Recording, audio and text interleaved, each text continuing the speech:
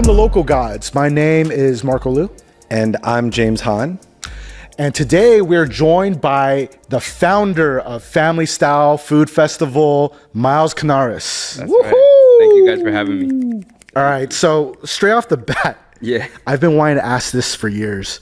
Why are Filipinos so stylish? Oh, man. Yeah, because I kid you not, like, I think if you were to view it from like a mainstream perspective, a lot of people are like, oh, Asians are really stylish.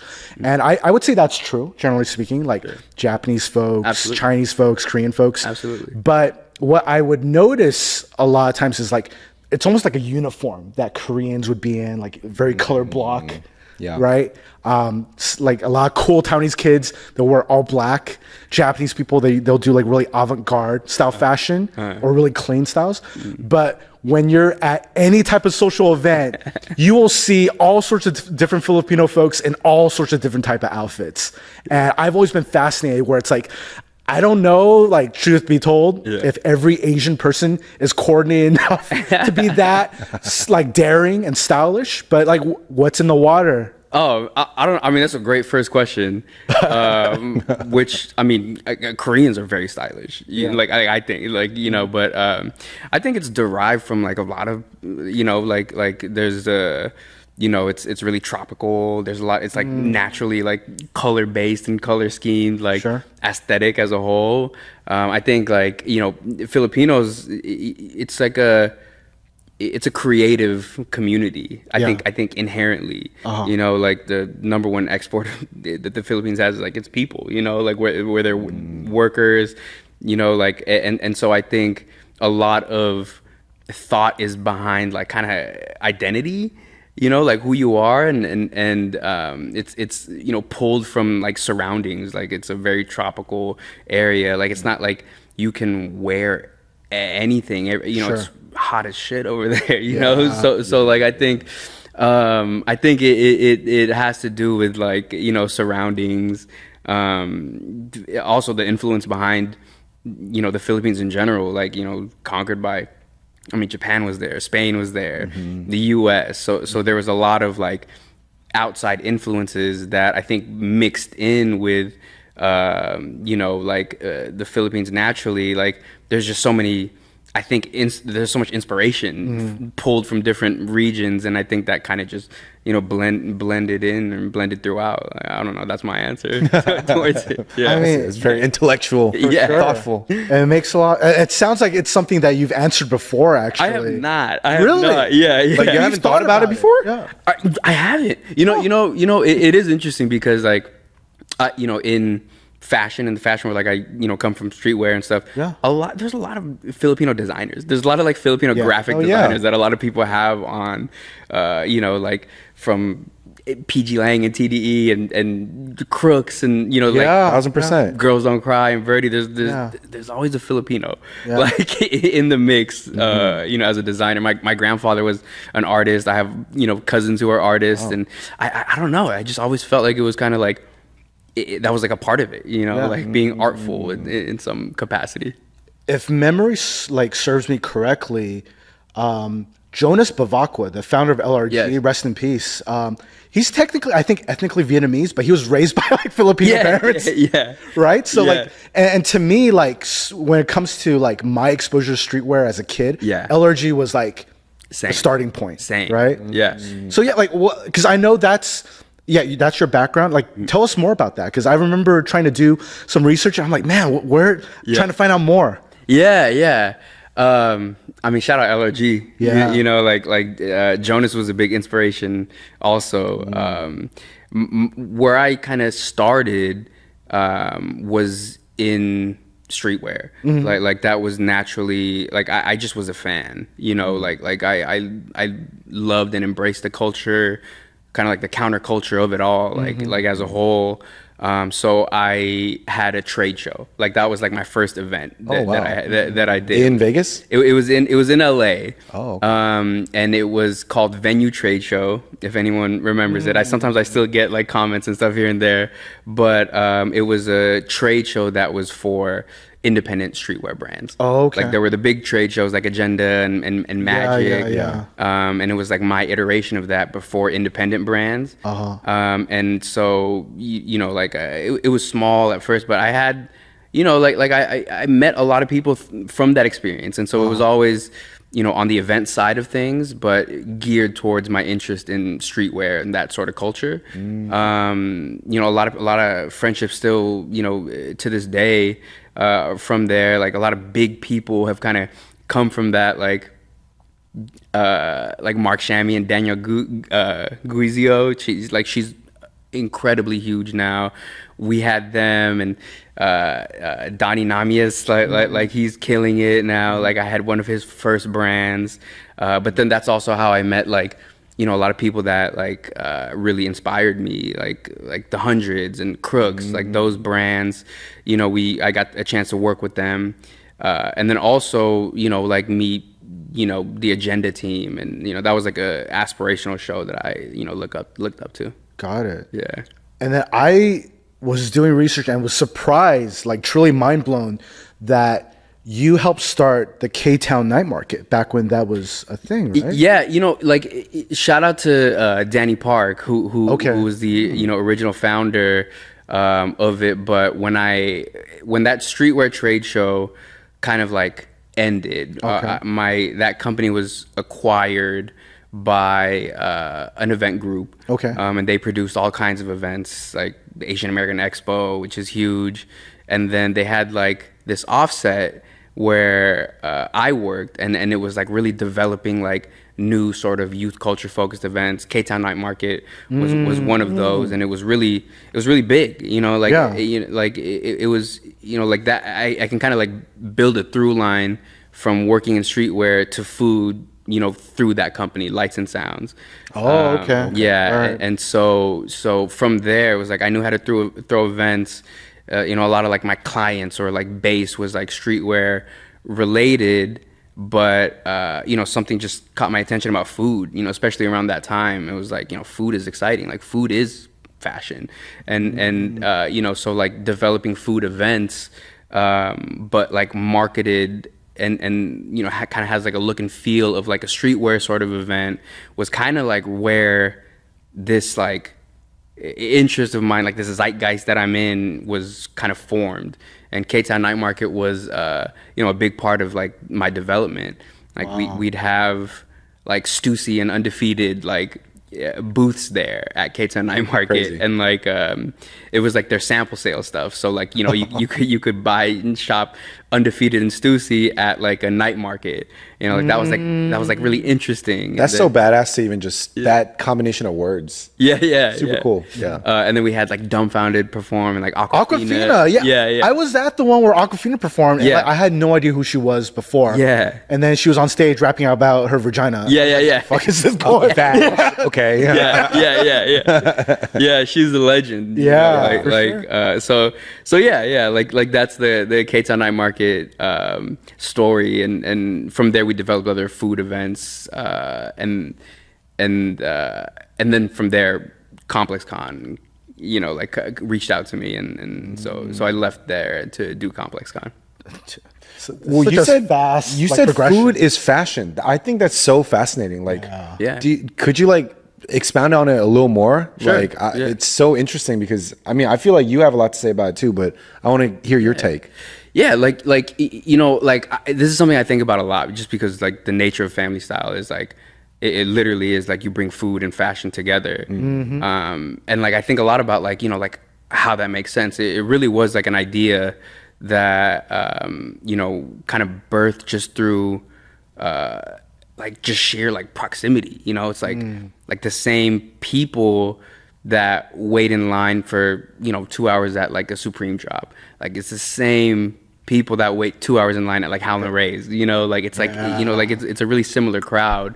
But I think like on a more like scoped in level, like it's really interesting because like food and fashion are both like mediums that trade on culture and like authenticity. Like it's still like a product that you physically touch as opposed to digitally, you know, like you, at the end of the day, like you're eating this food that connects with you in some capacity, or you're buying a garment that you know, like have some sort of connection to or interest towards. And I think like the way that both of those are marketed, like they trade on the same medium, you know, like you know, there's like some cultural or you know, like a connection to where you choose to eat, what you choose to wear. I think those blend a lot more seamlessly than like, you know, I think people think about. Dude, like the way you're describing it, it reminds me of how there are so many trendy restaurants and eateries where you'll hear like old school hip hop. Like it's become a thing, like from coast to coast, New York to LA, where like you're used to hearing Biggie as you're biting into a grandma slice, right, at Prince's Pizza or wherever. Like, when did that light bulb like come on for you? Because it seems to make a lot of sense. Yeah, you're describing it. Yeah, I think it's always been present. You know, like you know, food is the centerpiece of it all. I feel like, you know, like even if you're, you know, as you're like developing music and developing designs, like, you know, they're like a lot, maybe you don't think about it a lot, but there's like, you know, inspiration from where you come from. Sure. And a lot of like the memories and like core memories that creatives have is like, you know, surrounded by a meal, like whether it's made by your mother, your grandmother, or whoever. Like I think food's always kind of been a part of the process, the creative process as a whole. Like you go to, you know, like meetings or whatever, like it's around a meal, you're breaking bread with people after you know, close the deal or finish the song or finish the design. Like I think it's always there and it's always present, without really like thinking too deeply, you know, into it. Like I think food just has that, you know, great way of connecting people. What was the food landscape you grew up with? Like, what's your personal connection? Yeah, like, well, I'm a Filipino American. My parents immigrated here, and I was raised, you know, in LA. Okay. With immigrant parents, so it was like really, I would just be eating Filipino food, you know, like so you know, even like we didn't even really go to restaurants a lot. Like it was always just like, you know, eating Filipino food. But then I'd go to school, you know, and like, you know, see like, you know, what different people are eating and like pizzas. Yeah. Like, like what's up with that sandwich? square like, piece of pizza you would see in every school cafeteria. Sandwiches. Yeah. Cheese. Like, Mom, can I get a sandwich? Yeah. Oh, here's adobo and rice. Like, you know, like, what's a sandwich? Yeah, like a sandwich. Like, but I think so. A lot of like my taste was informed by my childhood and like, you know, having like a, you know, ethnic background, like immigrant, you know, parents. You know, we grew up in SGV, so there's a lot of really good, you know, Asian food. Jealous. Yeah, you know, like so that was like my early years was like really informed by like my own personal culture and then just like our surroundings, you know, like we just happened to be in SGV. We just happened to be around like a lot of like, you know, good, authentic, you know, Asian flavors. And then, you know, like as I, you know, grew older into like my professional career, it was like a lot of like, it was like really bubbling like around like 2012, 2013. Like the LA food scene was like there were like stars being born that were like streetwear, kind of like it reminds you of like a streetwear person, like John and Vinny's and like the Bad Match guys and Howlin' Rays. Like it was really like oh, these guys are popping, and like they're in like a 400 square foot, you know, like spot, or like the restaurant Animal was like this like kind of cool, like if you know, you know, Michael Voltaggio with his like tats and all that. yeah, you know, like so it was like,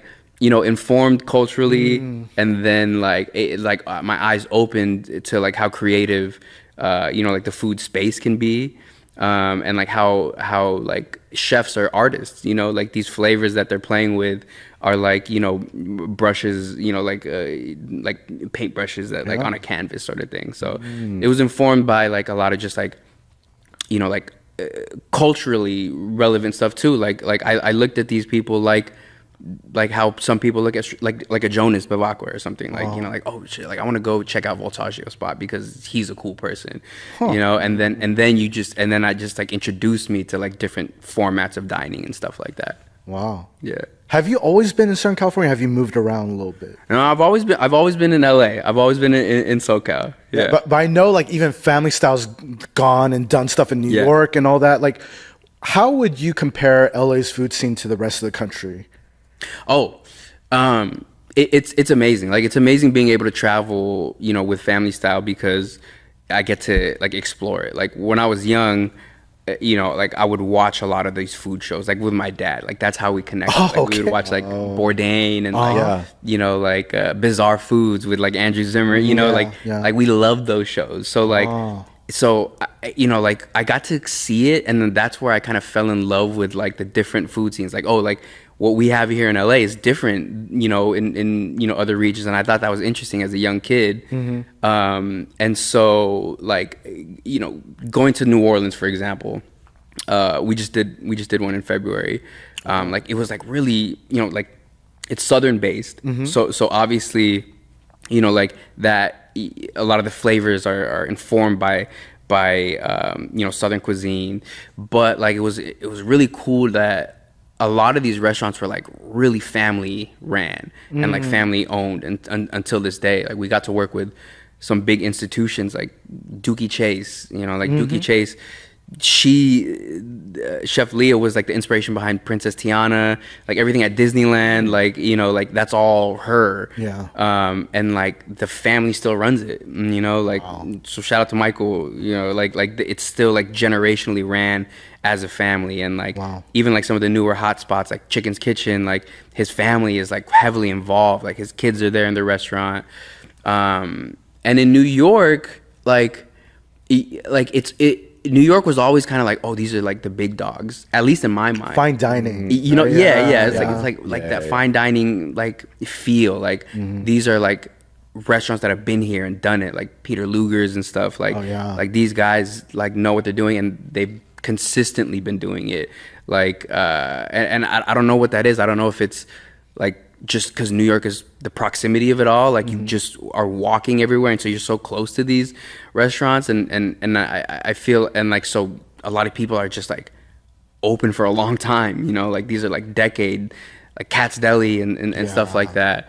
In LA, like I think LA is like you find a lot of diversity, and they're in like pockets of neighborhoods. Like LA is so big, and there's like different neighborhoods, like SGV, and then, you know, like the West Side, and so I think you can kind of like figure out cuisines based on the neighborhoods. Like if I want really, really good Middle Eastern food, like I might hit up Glendale, you know, like, or Burbank, like, you know, go to Mini Kebab, or like obviously if you want good Asian food, like SGV or K-Town. And so I think like there's a lot of like diversity in LA that's really interesting and really fun to play with, and you can explore. It's a hard question though, you know, like because now like the food scene has evolved a lot, and like New York, like there's just so many like really great, amazing new chefs, like Chef Kwame from Tatiana, and like you know, like there's like a changing of the guard almost. It kind of feels like, as like, okay, like these are the new big dogs that are carrying the torch, and they're doing a great job at it. For sure. Like I think African and West Indian, like Caribbean food, it's becoming like, slowly people are starting to realize like, oh, there's really great stuff coming out from there. As a curator, like what are you excited to introduce to people? And like I'm even noticing your hat. Like, can you tell us more about that, and like the stuff that you're excited about? So this is spot by Verdi, the artist Verdi, Japanese artist. He's we're really close with him. He has like a couple new concepts. Henry's Pizza, which is like New York inspired pizza in Osaka, and they're killing it. Like we have them at the festival. And Carmen's Empanadas, his partner Paolo is Bolivian, and so there's like it's like a, you know, quick service empanada spot that Verdi does all the artwork for. So it's like, I was like, isn't Verdi designer? He's an incredible artist. I was like, I guess I don't know Verdi the chef. Okay, all right. I just wanted to. Girls Don't Cry. Okay, I know who it is. Okay, cool. But these are his spots. I was like, it's a cool hat. I'd never seen it, so I was like, the empanada looking like that's tight. Like these are like his characters, like really like, you know, like cartoon, like really bold. Like he's huge. Verdi is actually our artistic director for this year's Family Style in LA. Okay. So he's gonna be like the creative director, like informing like a lot of like the branding, that we have. So it's so fun. Yeah, it's so fun to do. Wow. Yeah. How do you like bring all that together? Because I feel like a lot of people, they'll like envision all these different things like fashion, art, food, media, and they're all like separate boxes. Yeah. Like very different, where it's like what I watch doesn't necessarily influence what I eat. What I eat doesn't necessarily influence what I wear. Like, how are you able to find what works? Because like your curation for Family Style is always like very like, it's engaging, right? Like it's like, oh yeah, I want to go there for a hot chicken sandwich and a t-shirt. Yeah. Yeah. Like I think it was like a big chance, like it was like a step into like, oh, I think people are gonna like what we like. Okay. So like the curation aspect of it is like we kind of just had this feeling. Obviously there's like great data and statistics that like it's like a similar audience of like streetwear heads and then like these amazing food pop-ups and stuff, like the same kind of crowd, like but I feel like we curate with intention. And the main intention is like, I think this could be fun. Like I think this is like a funny mashup that can make sense, and it really is like that risk of like, okay, like there are walls up in industries, like what if we just take them down and like let's see what happens, like. And so like at the festival it's really interesting because like you'll see so many different kinds of people, and I think that's a better event, like I don't know, like that's me. It's like initially you were like, oh man, it would be cool to see a bunch of like Camp Flognaw, like streetwear going type of folks in the audience at first. Is that kind of what you're thinking? But then now you've seen it's grown to be a whole different thing, and you're saying this is even more enriching. Is that what you meant? I think so. Like I think that like the blending of genres is like so much more prevalent now, and I think important. Like I think it's an important thing to like bring down walls as opposed to put them up. And then you'll see people have a great time. Like at Family Style, like you'll see young kids. It's in the name, Family Style. You'll see kids, and then you'll see like the cool teenagers and 20-year-olds, and then like the dads that are professional, and then like my parents love it, and like you'll see grandparents there, like like seeing people get like ratchet on the dance floor, and then there's also a kids area. Like it like doesn't sound like it works, but it kind of works, like it feels like a family party, like that. My background was that, like it was family parties like that I'm still kind of just like a older kid trying to like relive those memories that I had as a young kid of like like at these family parties, like similar to like all Asian cultures. Like there's so much going on. There's like gambling in the garage, and there's karaoke here. Facts. There's kids running around, and then like there's like the older kids who are bringing their girlfriends or boyfriends over. Like it's like Family Style is like one giant family party, and it just works just in the same way that like a family party just kind of makes sense. Do you think it works better like outside versus inside? Do you ever like think of it in that way, or like just like the format specifically? Yeah. Like that's a good question. Like we do our event in LA at the park, at the LA State Historic Park, which is like it does feel more of like a festival sort of vibe. There's like beautiful grass and like a block party. It's like a block party. We're experimenting more with like kind of like the indoor outdoor mix, which we did a lot. I think we did well in New York. But then it's tough because you got to cook food, like the logistics of it all is tough.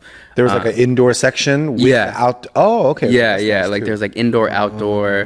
Like I like the outdoor feel. Obviously, like because LA, we're just blessed with great weather year round. Like, but like in New Orleans, it was like it's kind of unpredictable. We did it for humid the Super Bowl. too. It's humid, and the Super Bowl's in February, which is like kind of like you never know what you're gonna get. And then like 2 weeks before our event, like New Orleans was hit with like the first snowstorm in like 50 years. So it was like whoa, like a foot of snow on the ground.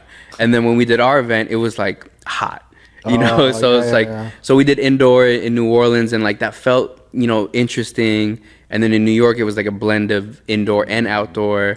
But in LA, like I love like the outdoor side sort of festival feel.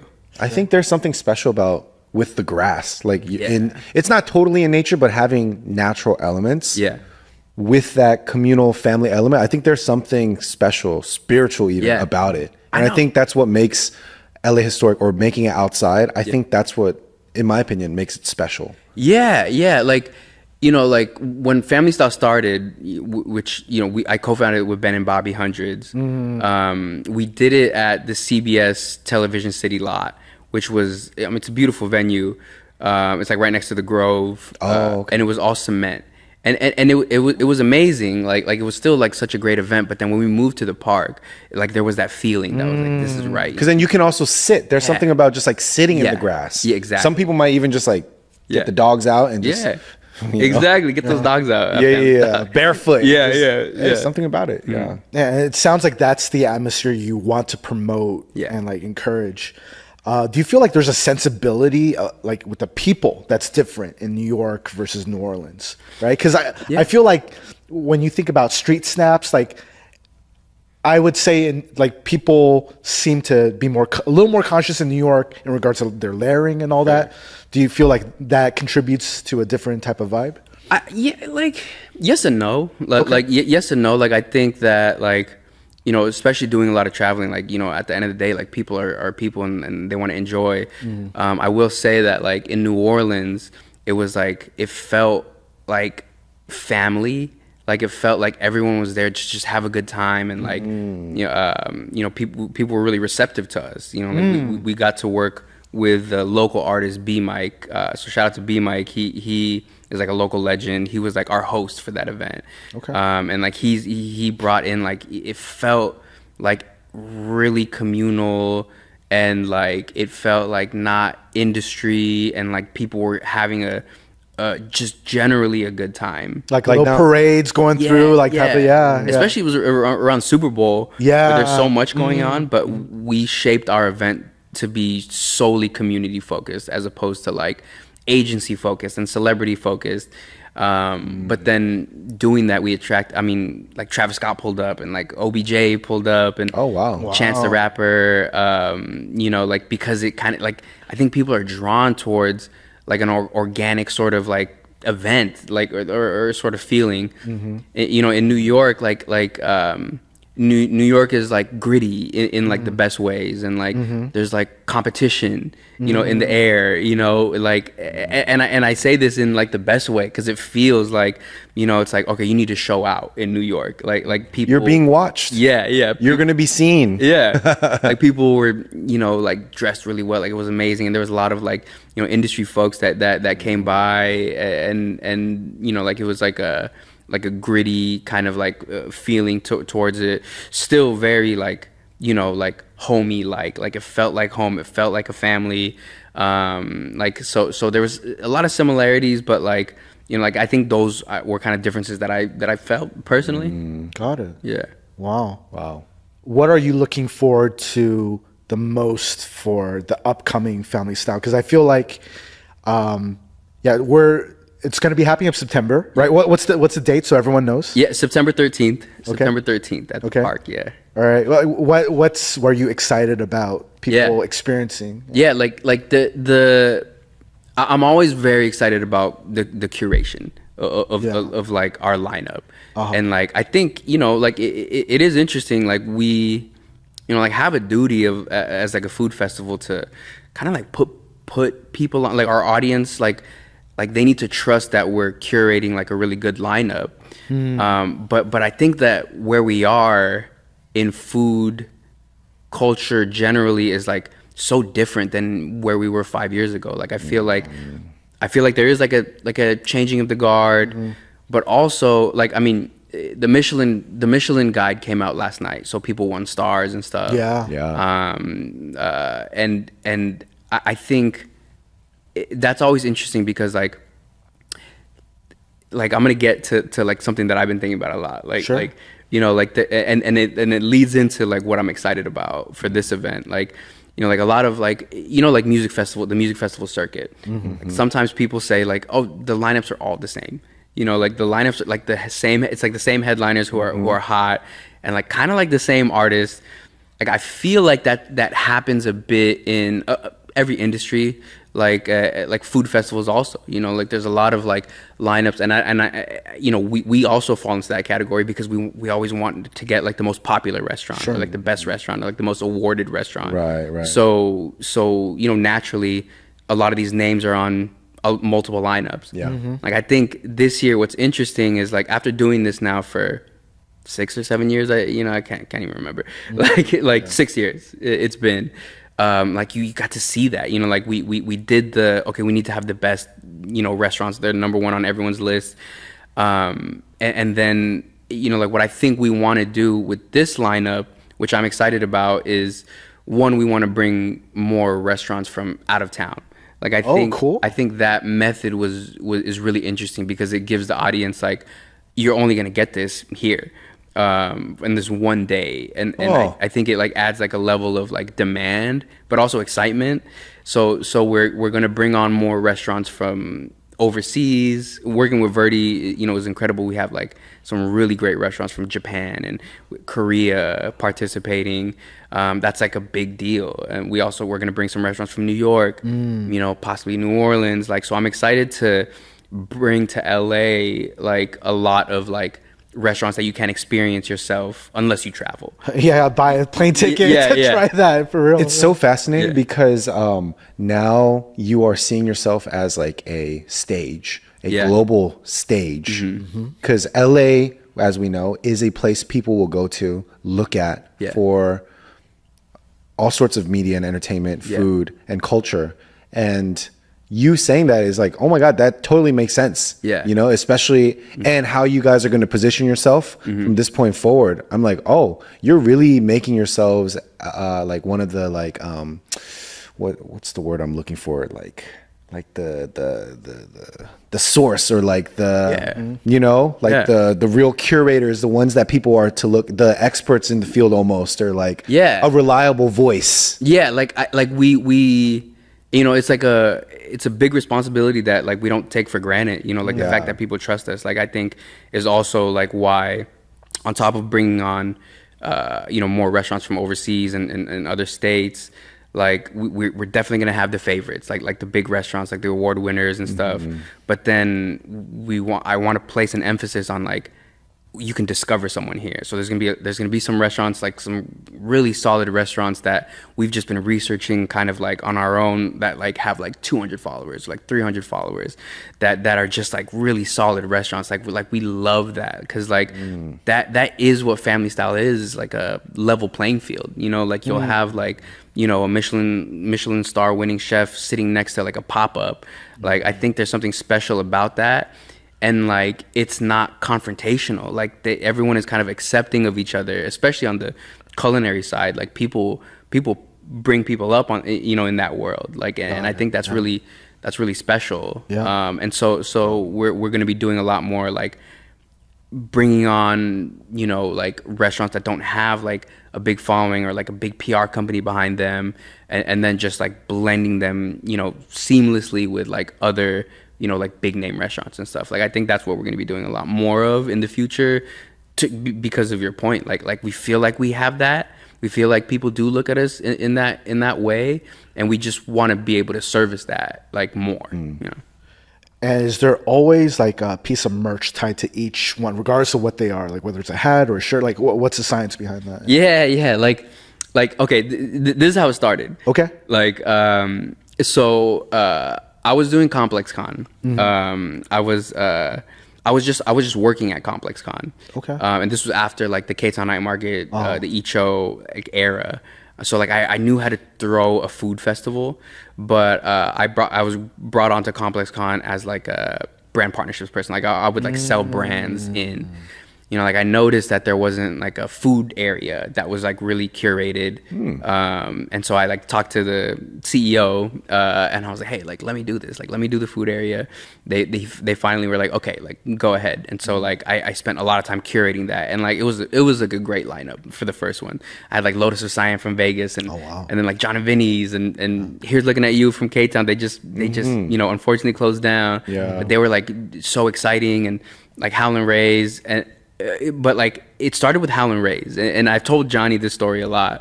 But like I was trying to get him to do the event. Like I was like Johnny Ray's Zone, like the Howlin' Rays. Okay, got it. Yeah. And I look at him as like a mentor type too, because like of this experience was like, I was like, hey, like I want to invite you to do this event. And he was like, like we don't really need to do these events. Like I don't know, like it's a lot of work, and I get it, So like it was my job to like, convince him to do it. And he's such a great like leader type that he like let me pitch him.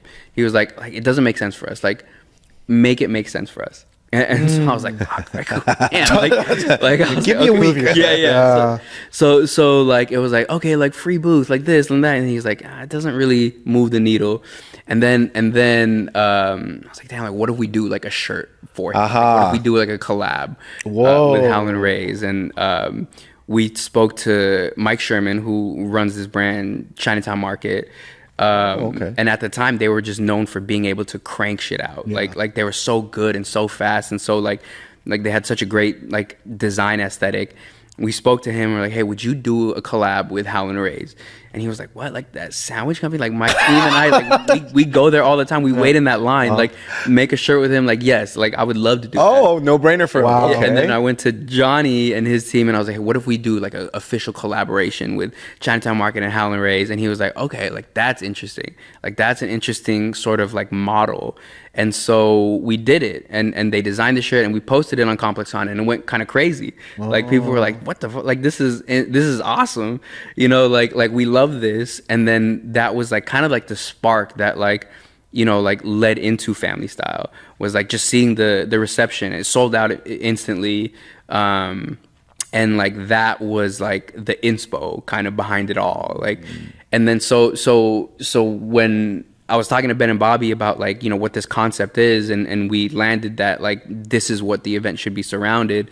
Like it's like we like doing that. Like a lot of the restaurants have collaborated. Not all of them do. Like a lot of people, or some restaurants just want to do the event just to be at the event, to like sell there. Yeah. But as they gotta have merch though. As much as we can, like we push to have that. Like we push to have that. So most do, most will. Not all do, but absolutely most will, for sure.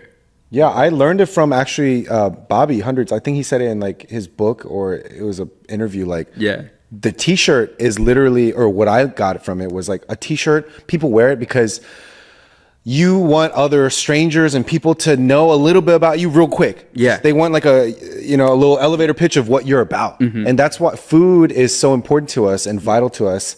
And it's even kind of like if you know a spot, you kind of want to rock it too, and you want people to know like, hey, I know some shit. Exactly. And maybe you don't, but you can get to know it. Exactly. Like we always say this too around the office, but like restaurant tees are like the new band tees.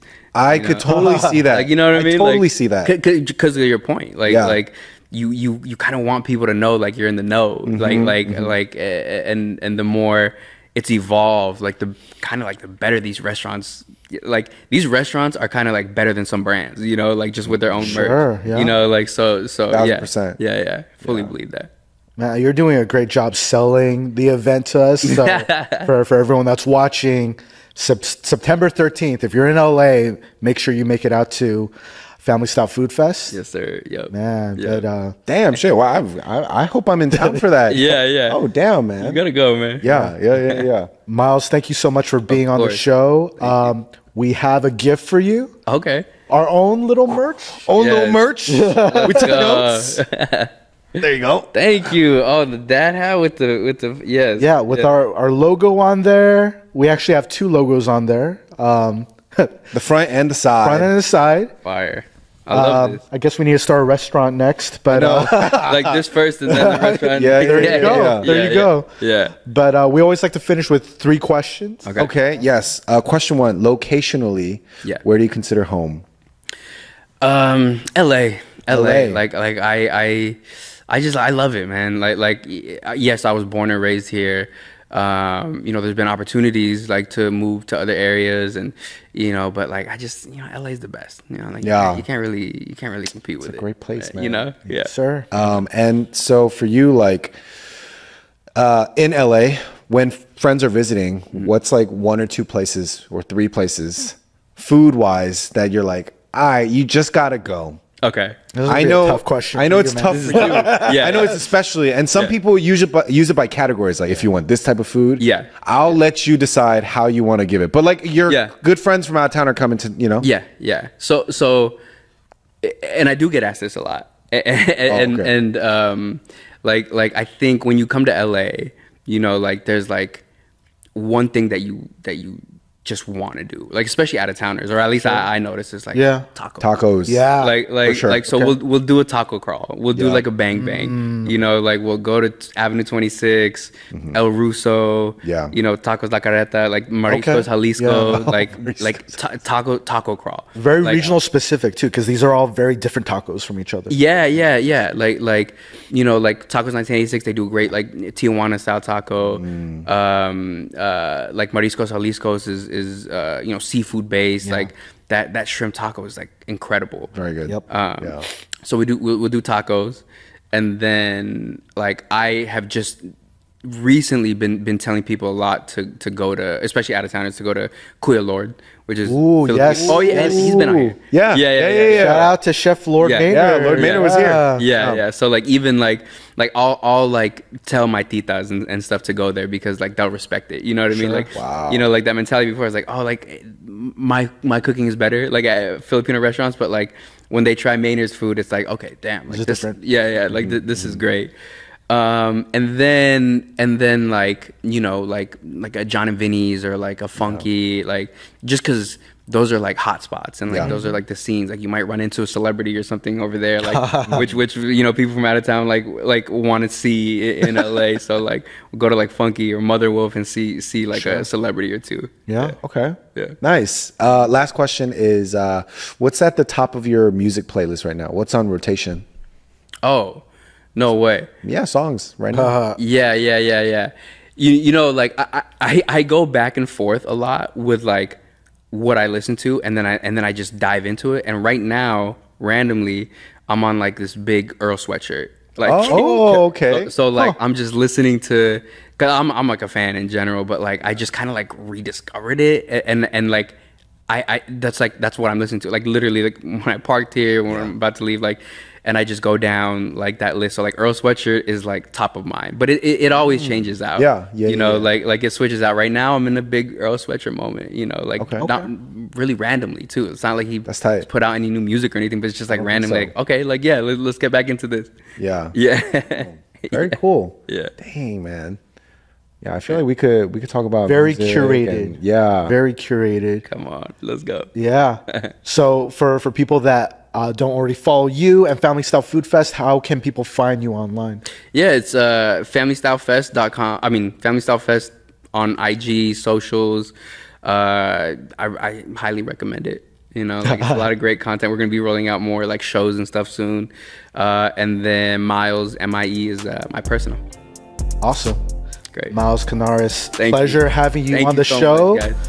And if you like Local Gods, please like, subscribe, follow us, rate us on Apple Podcasts and Spotify.